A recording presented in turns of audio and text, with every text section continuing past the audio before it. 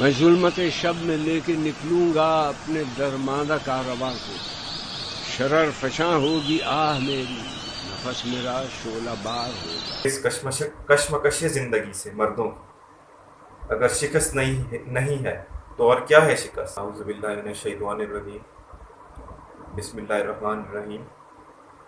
آج کا کلام اقبال ہم نے ضرب کلیم سے چنا ہے اور دو چھوٹی منظومات ہیں۔ پہلی نظم کا نام ہے شکست۔ کہتے ہیں مجاہدانہ حرارت رہی نہ صوفی میں، بہانہ بے عملی کا بنی شراب الست۔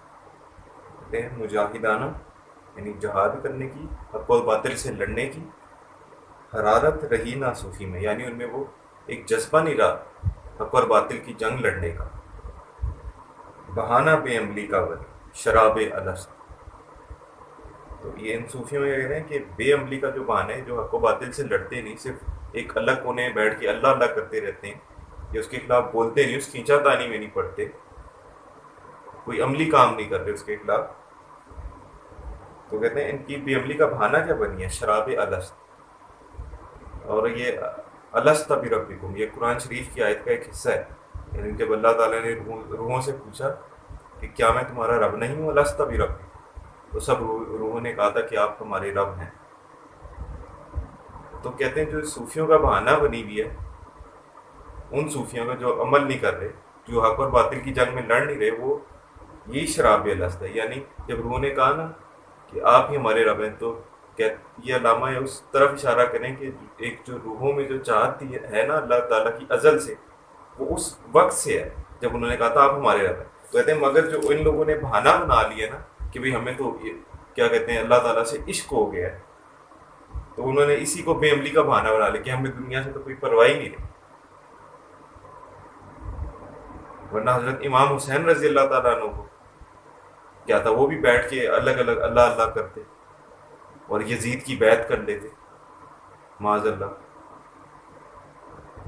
فقیہ شہر بھی رہبانیت میں ہیں مجبور، کہ مارکے ہیں شریعت کے جنگ دست بدست۔ کہتے ہیں فقیہ شہر بھی ہیں رہبانیت میں مجبور۔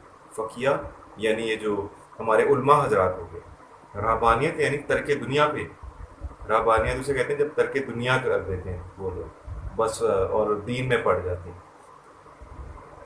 تو یہ کرسچینٹی میں ایک کانسیپٹ ہے۔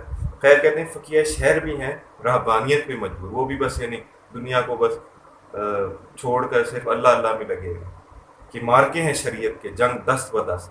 کہتے ہیں مگر جو شریعت کے جو مارکے ہیں، جو شریعت کی جنگ ہے، وہ جنگ دست بدست یعنی دست بدست یعنی ہاتھ اور گریبان سے یعنی لڑ پڑنا۔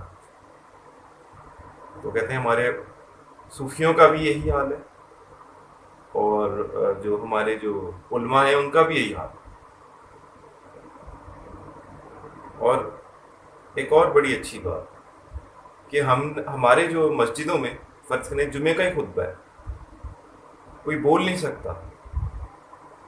مثال دے دو، جس طرح پاک فوج کرپشن کرتی ہے، یا ان کا عسکری میں سود کا نظام ہے، اور سود تو آپ کو ہوتا ہے اللہ اور اس کے رسول صلی اللہ علیہ وسلم سے جنگ ہے، تو انہیں کھل کے بات کرنی چاہیے کہ یہ ڈی ایچ اے میں پلاٹ لیتے ہیں، یہ کرپشن کرتے ہیں، یہ حکومتیں گراتے ہیں، یہ غداری کرتے ہیں۔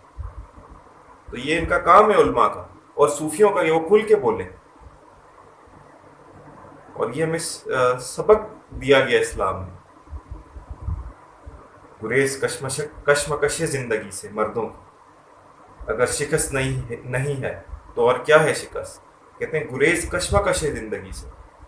کشمکش زندگی یعنی یہ جو کھینچا تانی ہے زندگی کی، یہ جو ایک طرح سے کہیں حق اور باطل کی بھی جو جنگ ہے، کہتے ہیں اس سے گریز کرنا، گریز کشمکش زندگی سے مردوں کی اگر شکست نہیں ہے تو اور کیا ہے شکست؟ کہتے ہیں اگر بندہ ایک کوشش ہی نہیں کرتا، اس کے لیے کوشاں ہی نہیں ہے، تو کہتے ہیں اور اس سے گریز کرتا ہے، کہتے ہیں اگر اسے شکست نہیں کہو گے تو پھر اور کسے شکست کہو؟ یعنی جس نے لڑنے سے پہلے لڑنے سے انکار کر دیا، تو کہتے ہیں یہی ہے، یہ شکست ہی تو ہے۔ اگلی جو نظم ہے دو شعر پر مشتمل ہے، نام ہے عقل و دل۔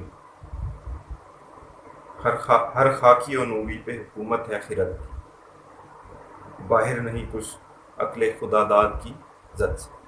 کہتے ہیں ہر خاکی و نوری پہ حکومت ہے خیرت کی. ہر خاکی یعنی ہر انسان جو خاک سے بنا ہے وہ نوری اور فرشتے پہ حکومت ہے خیرت کی، یعنی عقل کی ان کے اوپر حکومت ہے، وہ عقل کی سنتے ہیں اور عقل نفع نقصان کی پیرائی میں سوچتی ہے، تولتی ہے.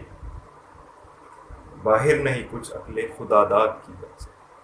اور کہتے ہیں کہ کوئی ایسی چیز نہیں جو عقل خدا داد یعنی جو اللہ کی دی ہوئی عقل ہے اس کی زد سے باہر ہو، یعنی عقل نے سب کے اوپر گرفت کی ہوئی ہے اپنی. عالم ہے غلام اس کے جلال ازلی کا، ایک دل ہے کہ ہر لہجہ الجھتا ہے خیرت سے. کہتے ہیں عالم ہے غلام، یہ کہتے ہیں جو پوری دنیا ہے غلام ہے کس کی؟ عقل کی. عالم ہے غلام اس کی جلال ازلی کا.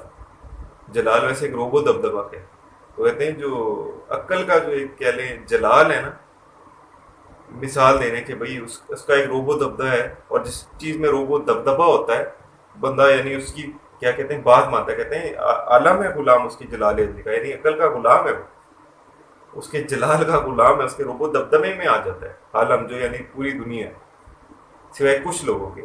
اور وہ کون ہے؟ ایک دل ہے کہ ہر لہجہ الجھتا ہے خیرت سے. کہتے ہیں بس ایک دل ہی ہے جو نفع و نقصان سے آگے جا کے سوچتا ہے، جو یہ سوچتا ہے کہ میرا محبوب کیا چاہے گا. اور وہ اپنے بیٹے کو بھی کیا کہتے ہیں چھری کے نیچے لٹا دیتے ہیں حضرت ابراہیم علیہ السلام کی طرح.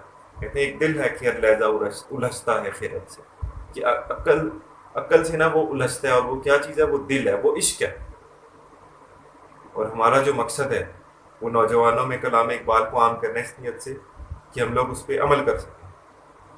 اس کے لیے نوجوانوں کو جرأت مندی اور غیرت مندی کا مظاہرہ کرنا پڑے گا. جس طرح علامہ خود کہتے ہیں اگر جواں ہو میری قوم کے جسور و غیور تو قلندری میری کچھ کم سکندری سے نہیں. کہتے ہیں اگر میری قوم کے نوجوان ہو جسور نہایت جرأت مند او غیور اور نہایت غیرت مند تو قلندری میری کچھ کم سکندری سے نہیں. کہتے ہیں کہ جو میرا قلندرانہ کلام یہ کسی سکندری سے کم نہیں ہوگا، یہ کسی سکندر اعظم سے کم نہیں ہوگا جس نے آدھی دنیا فتح کی. اس کی بڑی شان و شوکت. شکریہ.